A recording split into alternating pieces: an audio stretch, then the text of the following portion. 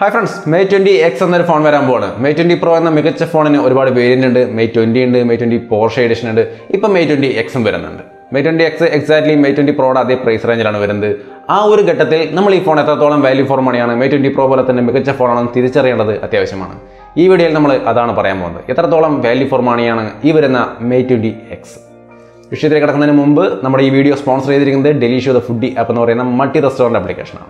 ഒന്നിലധികം റെസ്റ്റോറൻറ്റുകളിൽ നിന്നും food items select ചെയ്ത് ഓർഡർ ചെയ്യാൻ കഴിയുമെന്നുള്ളതാണ് ഇവരുടെ സ്പെഷ്യാലിറ്റി. ഭാരത് രാധാകൃഷ്ണ, പത്തൻസ് തുടങ്ങി എല്ലാ പ്രധാനപ്പെട്ട ഹോട്ടലുകളും ഇവരുടെ പ്രവർത്തന പരിധിയിൽ വരുന്നുണ്ട്. തൃശ്ശൂരിൽ നിന്നും 8 കിലോമീറ്ററാണ് ഇവരുടെ ഒരു റേഞ്ച് എന്ന് പറയുന്നത്. ആപ്ലിക്കേഷൻ പ്ലേ സ്റ്റോറിൽ നിന്ന് ഡൗൺലോഡ് ചെയ്യാം, ലിങ്ക് ഡിസ്ക്രിപ്ഷനിൽ കൊടുത്തിട്ടുണ്ട്. അപ്പോൾ നമുക്ക് ഫോണിൻ്റെ കാര്യത്തിലേക്ക് തിരിച്ചു വരാം. Mate 20X ഈ ഫോണിനെ കുറിച്ച് പറയുന്നതിന് മുമ്പ് Mate 20 Proയുടെ പ്രധാനപ്പെട്ട കുറച്ച് കാര്യങ്ങൾ പറഞ്ഞു കഴിഞ്ഞാൽ ഈസി ആയിട്ട് ഈ Mate 20Xനെ വിലയിരുത്താൻ സാധിക്കും. Mate 20 Pro നമുക്ക് നല്ലൊരു ഡിസ്പ്ലേയും OLED ക്വാഡ് HD ഡിസ്പ്ലേ, നല്ല മിഴിവ് കൂടിയ 538 പിക്സൽ പെർ ഇഞ്ചൊക്കെ തരുന്ന നല്ല ക്വാഡ് HD ഡിസ്പ്ലേ തന്നിരുന്നു. നല്ല ഗ്ലാസ് ഡിസൈനും കാര്യങ്ങളൊക്കെ ആയിട്ടുണ്ട്. Kirin 980 നല്ല പ്രൊസസ്സർ ഉണ്ട്. അതേപോലെ Android 9 out of box, EMUI 9 out of box.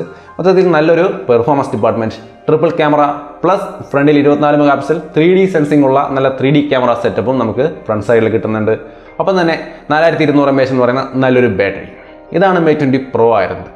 അതിൻ്റെ പ്രൈസ് ഓൾമോസ്റ്റ് 69,990 ആണ്. അപ്പോൾ 70,000 രൂപ റേഞ്ചാണ്. അപ്പോൾ ആ ഒരു റേഞ്ചിൽ തന്നെയാണ് Mate 20X വരാൻ പോകുന്നത്. അപ്പോൾ ഈ ഒരു പ്രൈസ് റേഞ്ചിൽ Mate 20 Proയുടെ അതേ പ്രൈസ് റേഞ്ചിൽ ഈ ഫോൺ വരുമ്പോൾ അത് വാല്യൂ ഫോർ മണി ആണോ? അതിൻ്റെ ഫീച്ചേഴ്സ് നമുക്ക് Mate 20Xൻ്റെ സ്പെസിഫിക്കേഷൻസ് ഒന്ന് പറഞ്ഞുതരാം. 7.2 ഇഞ്ച് ഫുൾ HD ഡിസ്പ്ലേ ആണ്, ഫുൾ HD ആണ്. അതേപോലെ തന്നെ പെർഫോമൻസിൽ സെയിം ആണ്. Kirin 980, ആൻഡ്രോയിഡ് 9, EMUI 9 ഒക്കെ വരുന്നുണ്ട്. അതുപോലെ ക്യാമറയിലേക്ക് വന്നുമ്പോൾ ട്രിപ്പിൾ ക്യാമറയുണ്ട്. ഫ്രണ്ടിൽ നോർമൽ 24 മെഗാ പിക്സൽ ക്യാമറയാണ്, 3D ക്യാമറയില്ല. ബാറ്ററിയിൽ 5000 mAh കൂടുതൽ ബാറ്ററി നമുക്കിവിടെ കാണാം. ഇതാണ് ഇതിൻ്റെ ഒരു പ്രധാനപ്പെട്ട സ്പെസിഫിക്കേഷൻ എന്ന് പറയുന്നത്. ഇനി നമുക്ക് നോക്കാം ഒരേ പ്രൈസിൽ വരുന്ന ഫോണുകൾ എത്രത്തോളം വാല്യൂ ഫോർ മണിയാണ്. Mate 20Xലേക്ക് വരുമ്പോൾ പ്ലസ് പോയിന്റുകൾ, അവരുടെ സെല്ലിംഗ് പോയിന്റ് എന്ന് പറയുന്നത് വലിയ display. 7.2 inch full HD display ആണ്. നല്ല ഒരു വലിയ ഡിസ്പ്ലേ നമുക്ക് ഇതിൽ കിട്ടുന്നുണ്ട്. ഒരു റേഷ്യോ നോക്കിക്കഴിഞ്ഞാൽ ഇപ്പോൾ ഓൾറെഡി നമുക്ക് നല്ല നീളം കൂടിയ ഫോണാണ് വരുന്നത്. 6.2 ആണ് തന്നെ. 7.2 എന്ന് പറയുമ്പോൾ ഒന്നും കൂടി നീളം കൂടിയ ഫോണാണ്. അപ്പോൾ നീളം കൂടിയ വലിയ ഫോണാണ്. പോക്കറ്റിലിട്ടുകൊണ്ട് നടക്കാം എന്ന് പ്രതീക്ഷിച്ചുകൊണ്ട് ഈ ഫോൺ എടുക്കുന്നത് അത്ര ബുദ്ധിപരമായ കാര്യമായിരിക്കില്ല. നല്ല നീളം കൂടിയ ഒരു ടാബിൻ്റെ ഒക്കെ സൈസ് വരുന്ന ഒരു ഫോണാണ്. അപ്പോൾ അത്തരത്തിലൊരു വലിയ ഫോണാണ് നമുക്ക് ഇവിടെ കിട്ടുക. അപ്പോൾ അത്തരം ഫോണുകൾ വേണ്ടവർക്ക് വേണ്ടി തന്നെയാണ് ഈ ഫോൺ വന്നിരിക്കുന്നത്. അപ്പോൾ വലിയൊരു ഫോൺ ഉദ്ദേശിക്കുന്ന ആൾക്കാർക്ക് തീർച്ചയായിട്ടും പറ്റിയൊരു ഫോണാണ്. 5000 mAh ബാറ്ററി, ഒരു കൂടിയ ബാറ്ററി സൈസും ഇതിനകത്തുണ്ട്. അപ്പം നല്ല ബാറ്ററി സൈസും അതേപോലെ നല്ല ഡിസ്പ്ലേയും ഒക്കെ ആയിട്ട് നല്ലൊരു ഫോണാണ്. ഇതാണ് ഇതിൻ്റെ പ്രധാനപ്പെട്ട ആകർഷണ ഘടകം.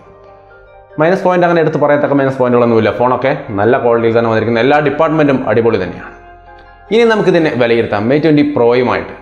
Mate 20 Proയിലെ പ്രധാന കുറേ ആകർഷണ ഘടകങ്ങൾ നമുക്ക് അറിയാവുന്നത് ഒന്ന് കമ്പയർ ചെയ്താൽ വയർലെസ് ചാർജിങ് Mate 20 Proയുടെ പ്രധാനപ്പെട്ട ഒരു ഘടകമാണ്.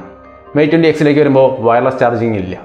വയർലെസ് ചാർജിങ്ങും റിവേഴ്സ് വയർലെസ് ചാർജിങ്ങും ഒക്കെ അതിലത്തെ പ്രധാനപ്പെട്ട ആകർഷണ ഘടകങ്ങളായിരുന്നെങ്കിൽ ഇവിടെ അതൊന്നും ഇല്ല എന്നുള്ളത് ഈ പറഞ്ഞ സ്ക്രീൻ സൈസും ബാറ്ററിയൊക്കെ കൂട്ടിയത് കൊണ്ടുണ്ടാകുന്ന വില കൂടുതൽ ഒഴിവാക്കാൻ വേണ്ടിയിട്ട് ഒഴിവാക്കിയുള്ളൊരു ഘടകമാണ്. അപ്പോൾ ഈ വയർലെസ് ചാർജിങ് എന്ന ഗിമിക്ക് എടുത്തു കളഞ്ഞിരിക്കുകയാണ്. അതേപോലെ തന്നെ ഫ്രണ്ട് സൈഡിലുള്ള 24 mega pixel selfie camera 3D recognition സംവിധാനങ്ങളൊക്കെ എടുത്തു മാറിയിട്ടുണ്ട്. ഇവിടെ അതൊന്നുമില്ല. ഇവിടെ സാധാരണ 24 മെഗാ പിക്സൽ ക്യാമറയേ ഉള്ളൂ. സെൽഫി എന്തായാലും അടിപൊളിയായിരിക്കും. പക്ഷേ 3D എന്ന് പറയുന്ന ആ ഒരു പ്രൈസ് റേഞ്ചിൽ ഒരു വലിയ സംഭവമായിട്ട് വന്ന ആ സംഭവം ഈ Mate 20Xൽ വരില്ല. വേറൊരു പ്രധാനപ്പെട്ട ഘടകം എന്ന് പറയുന്നത് ഡിസ്പ്ലേ ആണ്. ക്വാഡ് HD ഡിസ്പ്ലേ, നല്ല മികച്ച ഒരു ക്വാഡ് HD ഡിസ്പ്ലേ, ഒരു 2K റെസൊല്യൂഷൻ എന്നൊക്കെ പറയുന്നത് 538 പിക്സൽ പെർ ഇഞ്ച്, നല്ല മിഴിവുള്ളൊരു ഡിസ്പ്ലേ നമുക്ക് കിട്ടിയിരുന്നു. അത് നമ്മുടെ Mate 20 Proയിൽ. പക്ഷേ ഇതിലേക്ക് വരുമ്പോൾ സാധാ ഫുൾ HD ഡിസ്പ്ലേ ആണ്. ഡിസ്പ്ലേ മോശമാണെന്നല്ല, കമ്പയർ ചെയ്യുമ്പോൾ അതിനേക്കാൾ ക്വാളിറ്റി കുറഞ്ഞ ഡിസ്പ്ലേ ആണ് നമുക്ക് ഇവിടെ കിട്ടുന്നത്. അപ്പോൾ ഡിസ്പ്ലേയും ക്വാളിറ്റി കുറവാണ്. പിന്നെ ഈ ഒരു പ്രൈസ് റേഞ്ചിൽ വരുന്ന പ്രധാനപ്പെട്ട ആകർഷണം IP68 വാട്ടർ റെസിസ്റ്റൻറ്റ്. വെള്ളത്തിലൊക്കെ വീണാലും പ്രശ്നമില്ല എന്നുള്ളൊരു വാട്ടർ റെസിസ്റ്റൻറ്റ് സംവിധാനം ഈ റേഞ്ചിലെ എല്ലാ ഫോണുകളിലും കണ്ടുവരുന്നൊരു സംഭവമാണ്. Mate 20 Proയിൽ അതുണ്ട്. പക്ഷേ Mate 20Xലേക്ക് വരുമ്പോൾ അതില്ല, പകരം IP53 ആണ്. അതായത് സ്പ്ലാഷ് റെസിസ്റ്റൻറ്റ്. വെള്ളം തെറിച്ചാലും പ്രശ്നമില്ല എന്നുള്ളൊരു കണ്ടീഷനാണ്. വെള്ളത്തിൽ വീണാൽ പ്രശ്നമാണ്. അപ്പോൾ IP53 ആണല്ലോ. അപ്പോൾ ആ വാട്ടർ റെസിസ്റ്റൻറ്റ് സംവിധാനം കംപ്ലീറ്റ് ആയിട്ടെങ്കിലും അത് എടുത്ത് മാറ്റിയിട്ടുണ്ട്. അപ്പം വാട്ടർ റെസിസ്റ്റൻറ്റ് അല്ല ഈ ഫോൺ. അതാണ് ഇതിൻ്റെ വേറൊരു ന്യൂനത Mate 20 Proയുമായിട്ട് കമ്പയർ ചെയ്യുമ്പോൾ. പിന്നെ അടുത്തൊരു പ്രധാനപ്പെട്ട പോരായ്മ എന്ന് പറയുന്നത് in display finger print sensor. ഈ ഒരു റേഞ്ചിലെ പല ഫോണുകളും ഇപ്പോൾ ഇൻ ഡിസ്പ്ലേ ഫിംഗർ പ്രിന്റ് സെൻസറിനെ ഒരു പ്രധാന ഘടകമായിട്ട് കൊണ്ടുവരുന്നുണ്ട്. വരാൻ പോകുന്ന Galaxy S10 ആയാലും ഇൻ ഡിസ്പ്ലേ ഫിംഗർ പ്രിന്റ് സെൻസറിന് പ്രാമുഖ്യം കൊടുക്കുന്നുണ്ട്. അപ്പോൾ ആ ഒരു സംഭവം ഇതിലെന്നല്ല, 30,000 രൂപയിലെ OnePlusലായാലും 24,000 രൂപയുടെയൊക്കെ Vivo V11 Proയിൽ വരെ finger print sensor, in display finger print sensor കിട്ടുമ്പോൾ ഇവിടെ നമുക്ക് 70,000 രൂപ റേഞ്ചിൽ ഈ ഫോണിൽ in display finger print sensor ഒന്നും കിട്ടുന്നില്ല. റിയർ സൈഡിലെ നോർമൽ ഫിംഗർ പ്രിന്റ് സെൻസറാണ് ഉള്ളത് എന്നുള്ളതും വലിയൊരു മൈനസ് പോയിന്റ് ആയിട്ട് തോന്നി. അപ്പോൾ ഇതൊക്കെയാണ് ഇതിൻ്റെ പ്രധാനപ്പെട്ട പോരായ്മകൾ Mate 20 Proയുമായിട്ട് കമ്പയർ ചെയ്യുമ്പോൾ. മേ 20 Pro അല്ല, പല ഫോണായിട്ട് കമ്പയർ ചെയ്താൽ നിങ്ങൾക്ക് ഈ പോരായ്മകളൊക്കെ കാണാം. അപ്പോൾ ഈ ഒരു പ്രൈസ് റേഞ്ചിൽ ഈ ഒരു വലിയ ഡിസ്പ്ലേ എന്നതിലുപരി ബാക്കി ഇത്രയധികം കാര്യങ്ങൾ നമുക്ക് നഷ്ടപ്പെടുകയാണ്.